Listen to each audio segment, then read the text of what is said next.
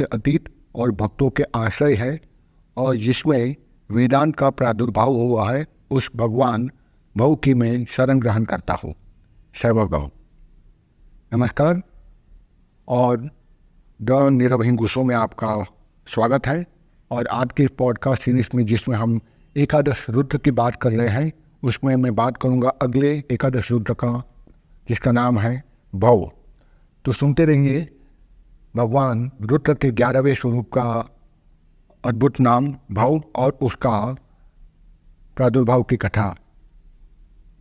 भगवान रुद्र के 11वें स्वरूप का नाम भव है और इसी रूप में वे संपूर्ण सृष्टि में व्याप्त हैं।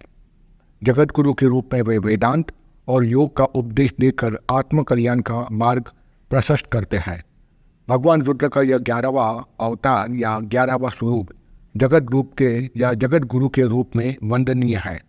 भव रुद्र की कृपा के बिना कोई भी विद्या, कोई योग, कोई ज्ञान, भक्ति आदि की वास्तविक रहस्य से परिचित होना बिल्कुल असंभव है। वे अपने क्रियाकलाप, संयम, नियम आदि के द्वारा जीव मुक्त योगी के लिए एक परम आदर्श है। लिंग पुराण के 7वें अध्याय और शिव पुराण के पूर्व भाग के 22वें अध्याय में भगवान भव की अर्थात भव रुद्र के योग आचार्य स्वरूप और उनके शिष्य प्रशिष्यों का विशेष रूप से वर्णन किया गया है। और प्रत्येक युग में भगवान भव रुद्र का योगाचार्य के रूप में अवतीर्ण होकर अपने शिष्यों का योग मार्ग का उपदेश प्रदान करते हैं। उन्होंने ही सर्वप्रथम अपने 4 बड़े शिष्यों को योग मार्ग का उपदेश दिया। उनके नाम हैं रुरु, दधीचि, अगस्त्य मुनि और उपमन्यु। ये सभी पशुपति उपासना और पशुपति संहिता के प्रवर्तक माने गए हैं। इस प्रकार भगवान भव रुद्र की योग शास्त्र में वे आदि गुरु माने गए हैं। भगवान भव रुद्र की सजोजात, वामदेव, तत्पुरुष, अघोर और ईशान रूप में 5 कल्पों में अवतार से लेकर ब्रह्मा और 4 शिष्यों को आदि गुरु के रूप में योग शास्त्र का उपदेश देते हैं। विभिन्न कल्पों के प्रत्येक द्वापर में भगवान रुद्र प्रकट होकर अपने 4 शिष्यों को योग मार्ग का प्रवर्तक बनाते हैं। श्वेत लोहित नाम के 19वें कल्प में जब ब्रह्मा जी परात्पर परब्रह्म का ध्यान कर रहे थे, उसी समय श्वेत और लोहित यानी लोहे जैसा वर्ण वाला शिखाधारी एक कुमार उत्पन्न हुआ। ब्रह्मा जी ने उसे परब्रह्म रुद्र समझकर उसकी वंदना की। वह समझ गए कि यह सजोजात कुमार और कोई नहीं, रुद्र ही है, कुमार रुद्र। उसी समय वहाँ श्वेत वर्ण वाले 4 और कुमार प्रकट हुए। उनके नाम हैं सुनंदन, नंदन, विश्वनंद और उपनंद। सजोजात भगवान भव रुद्र से प्रसन्न होकर ब्रह्मा जी को ज्ञान के साथ सृष्टि रचना की शक्ति प्रदान की। फिर ब्रह्मा जी के द्वारा उन 4 कुमारों को योग ज्ञान का उपदेश मिला। वे सब के सब योगनिष्ठ महात्मा हो गए और बाद में योग मार्ग के प्रवर्तक भी हुए। रक्त नाम के 22वें कल्प में ब्रह्मा जी का रक्तवर्ण का शरीर हुआ। रक्तवर्ण अर्थात लाल कलर का जो रंग है उसको रक्तवर्ण कहते हैं शास्त्रों में। तो उस समय पुत्र कामना से ध्यान करते हुए ब्रह्मा जी के समक्ष रक्तवर्णधारी वामदेव नाम के रुद्र का प्राकट्य हुआ। तत्पश्चात विरजा, विवाह, विशोक और विश्वभावन इस नाम से 4 और कुमार प्रकट हुए।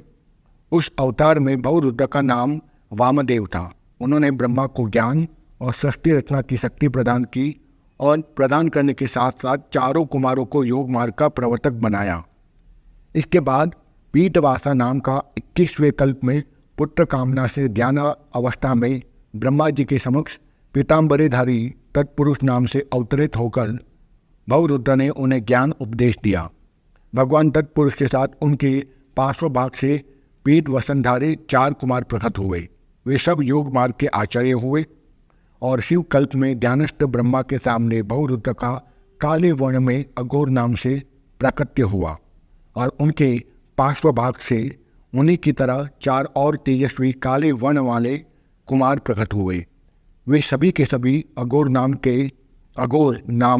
योग के प्रवर्तक हुए और इसी प्रकार विश्वरूप कल्प में ज्ञानस्थ ब्रह्मा जी के समक्ष ईशान नाम से प्रकट होकर ब्रह्मा को ज्ञान उपदेश के साथ अपने साथ प्रकट हुए उन 4 कुमारों को भवरुद्र ने योग आचार्य बनाया।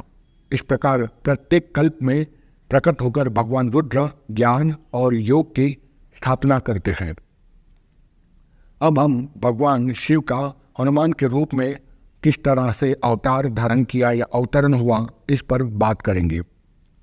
एक समय की बात है, भगवान शिव ने भस्मासुर की तपस्या से प्रसन्न होकर उसे वरदान दे दिया कि तुम जिसके हाथ पर अपना हाथ रखोगे वह जलकर भस्म हो जाएगा। भस्मासुर ने पार्वती के सौंदर्य पर, पार्वती अर्थात शिव की पत्नी माँ पार्वती, भस्मासुर ने पार्वती के सौंदर्य पर मोहित होकर उन्हें प्राप्त करने के लिए भगवान शिव को भस्म करने का उपक्रम किया। उस समय भगवान विष्णु ने मोहिनी रूप धारण करके युक्ति द्वारा भस्मासुर को भस्म कर दिया।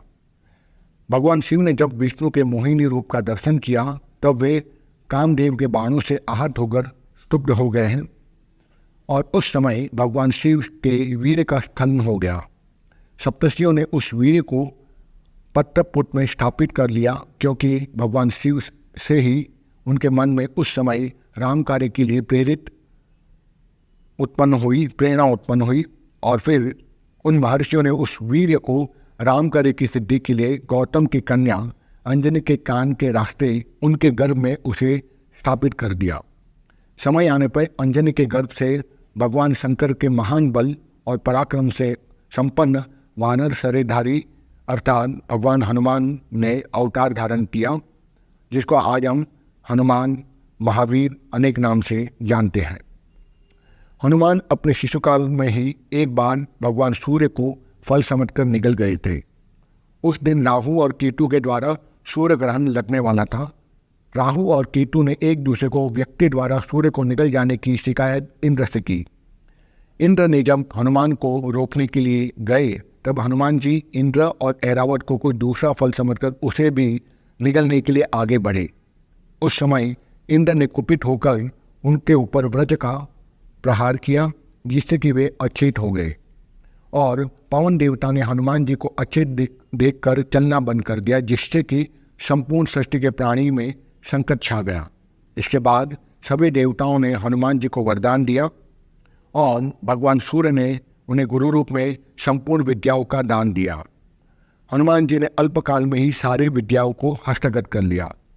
तदनंतर रुद्र के अवतार कपिश्रेष्ठ हनुमान जी अपने विद्या गुरु अर्थात भगवान भुवन भास्कर सूर्य की आज्ञा से सूर्य से उत्पन्न सुग्रीव के साथ रहने लगे और उसके बाद सीता जी की खोज में लगे श्री राम जी ने हनुमान जी का मिलन हुआ।